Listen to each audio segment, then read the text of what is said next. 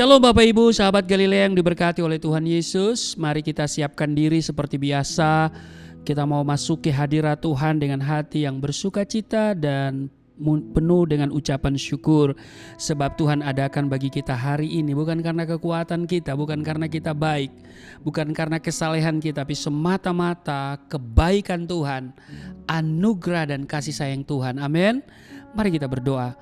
Kami datang di hadapan-Mu dengan penuh sukacita dan kami mengucap syukur buat kebaikan-Mu Tuhan yang telah Engkau nyatakan bagi kami. Engkau menjaga, menyertai dan memberkati istirahat tidur kami di sepanjang malam yang telah berlalu. Dan oleh kasih-Mu Engkau nyatakan bagi kami boleh bangun dengan tubuh yang sehat, kekuatan yang baru. Untuk menjalani hari ini kami hendak baca, dengar dan renungkan firman-Mu. Karena kami percaya firman-Mu akan memberi semangat bagi kami untuk melangkah di hari ini.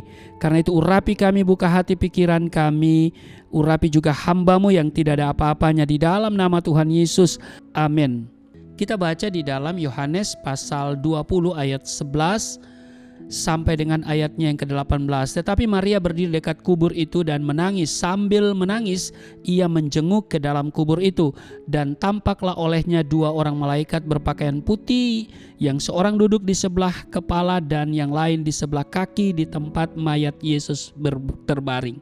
Kata malaikat-malaikat itu kepadanya, "Ibu, mengapa engkau menangis?" Jawab Maria kepada mereka, "Tuhanku telah diambil orang dan aku tidak tahu di mana ia diletakkan." Sesudah berkata demikian, ia menoleh ke belakang dan melihat Yesus berdiri di situ, tetapi ia tidak tahu bahwa itu adalah Yesus. Kata Yesus kepadanya, "Ibu, mengapa engkau menangis? Siapakah yang engkau cari?" Maria menyangka orang itu adalah penunggu taman, lalu berkata kepadanya, "Tuan, jikalau Tuhan yang mengambil dia, katakanlah kepadaku di mana Tuhan meletakkan dia, supaya aku dapat mengambilnya." Kata Yesus kepadanya, "Maria." Maria berpaling dan berkata kepadanya dalam bahasa Ibrani, "Rabuni," artinya guru.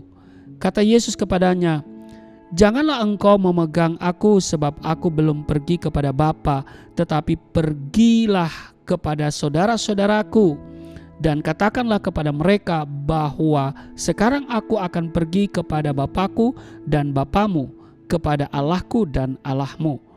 Ayat 18, Maria Magdalena pergi dan berkata kepada murid-murid, "Aku telah melihat Tuhan," dan juga bahwa Dia yang mengatakan hal-hal itu kepadanya. Demikian di dalam Yohanes 20 ayat 11 sampai dengan ayatnya yang ke-18. Bapak Ibu, saya mau katakan bahwa kasih kepada Tuhan itu harus ada bukti. Amin. Ya, kasih harus dibuktikan. Amin.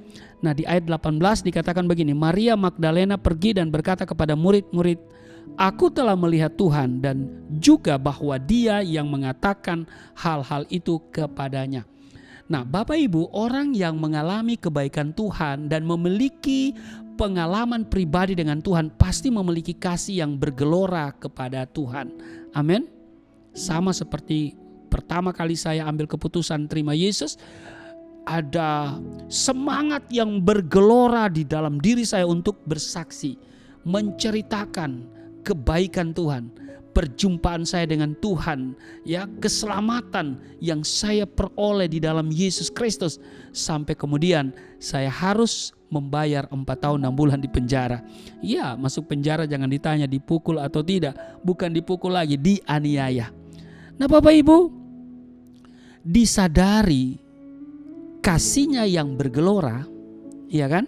Orang akan rela melakukan yang terbaik untuk Tuhan, memberi dan berkorban, tidak menahan berkat untuk dirinya sendiri, tetapi terbeban untuk menolong orang lain dan terbeban pula untuk mendukung pekerjaan Tuhan dengan harta yang dimilikinya. Karena itu Amsal 3 ayat 9 berkata begini, "Muliakanlah Tuhan dengan hartamu." Inilah yang dirasakan oleh Maria Magdalena, sebab yang dikatakan di dalam Lukas 7 ayat 47, dosanya yang banyak itu telah diampuni. Nah, karena telah mengalami pertolongan Tuhan yang ajaib dan dosanya yang besar telah diampuni, maka Maria Magdalena bertekad untuk membalas kasih Tuhan dengan apa yang bisa ia perbuat. Di dalam Lukas 7 ayat 37 dan 38 dikatakan begini. Ketika perempuan itu mendengar bahwa Yesus sedang makan di rumah orang Farisi itu, datanglah ia membawa sebuah buli-buli pualam berisi minyak wangi. Ayat 38, sambil menangis ia pergi berdiri di belakang Yesus dekat kakinya, lalu membasahi kakinya itu dengan air matanya dan menyekanya dengan rambutnya. Kemudian ia mencium kakinya dan meminyakinya dengan minyak wangi itu. Perhatikan, Maria Magdalena datang kepada Tuhan dengan membawa sebuah buli-buli yang berisi minyak wangi yang ia pergunakan untuk meminyaki Tuhan.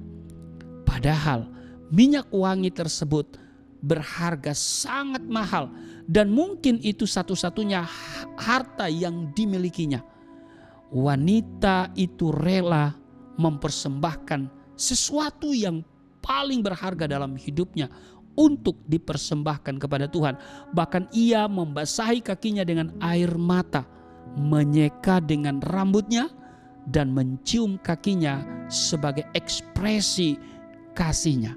Walaupun Tuhan Yesus sudah tersalib, Maria Magdalena tetap menunjukkan kasih dan kesetiaannya kepada Tuhan dengan mengunjungi kuburnya.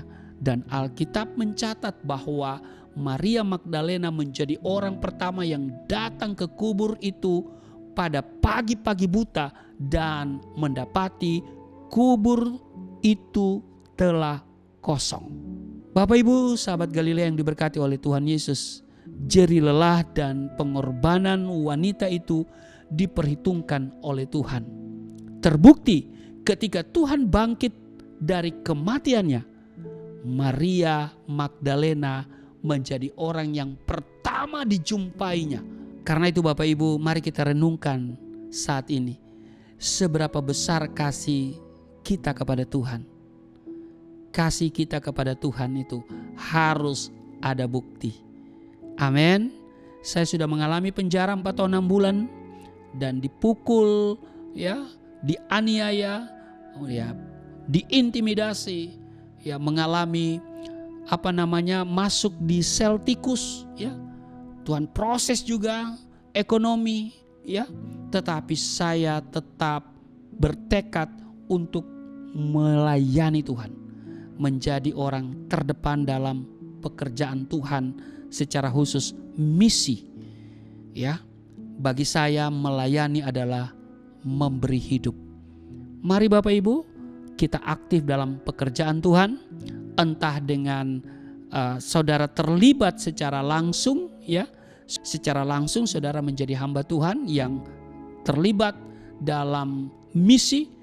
Mungkin secara tidak langsung saudara juga bisa memberikan apa yang saudara bisa, yaitu menopang pekerjaan Tuhan dan menopang hamba-hamba Tuhan.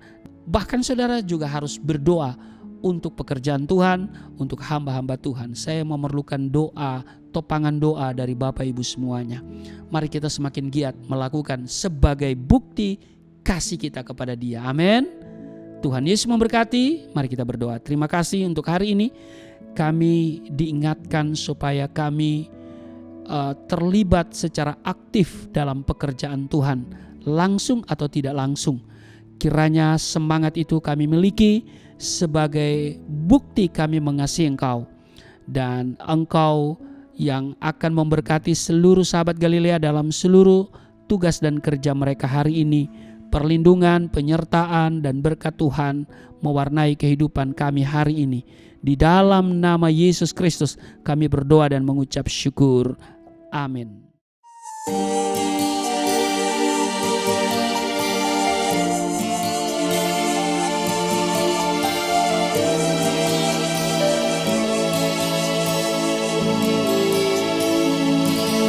Bapa kami yang di surga,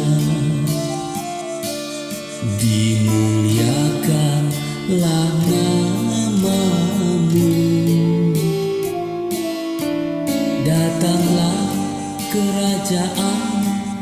Jadilah kehendak-Mu di bumi seperti di surga.